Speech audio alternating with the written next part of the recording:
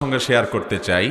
মোহতারাম হাজরিন, আল্লাহর কাছে একজন ইমানদারের দুনিয়াতে সবচেয়ে বড় চাওয়া হলো সুখে শান্তিতে দুনিয়ার জীবনটা পার করতে পারা, আর আখেরাতে আল্লাহর কাছে সবচাইতে বড় চাওয়া হলো আল্লাহ তাআলা যেন আমাদের গুনাহগুলো মাফ করে আমাদেরকে পরিচ্ছন্ন করে দেন, মুক্ত করে দেন, আমরা যেন আখেরাতে নাজাত পেয়ে যাই, আল্লাহ যেন আমাদের মাফ করে জান্নাত দিয়ে দেন।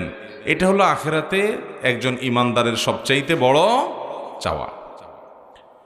দুনিয়াতে ইমানদারের সবচেয়ে বড় মুসিবতের বিষয় যেটা তার আখেরাতকে ধ্বংস করতে পারে তা হলো তার পাপাচার, অপরাধগুলো, গুনাহগুলো। আমরা যে আল্লাহর নাফরমানি করি, আমরা যে আল্লাহর অবাধ্য হই, আল্লাহর নির্দেশগুলোকে লঙ্ঘন করি, আল্লাহর নিষেধাজ্ঞাগুলোকে অমান্য করি, এটার কারণে আমাদের আমল নামায় যে গুনাহ জমা হচ্ছে,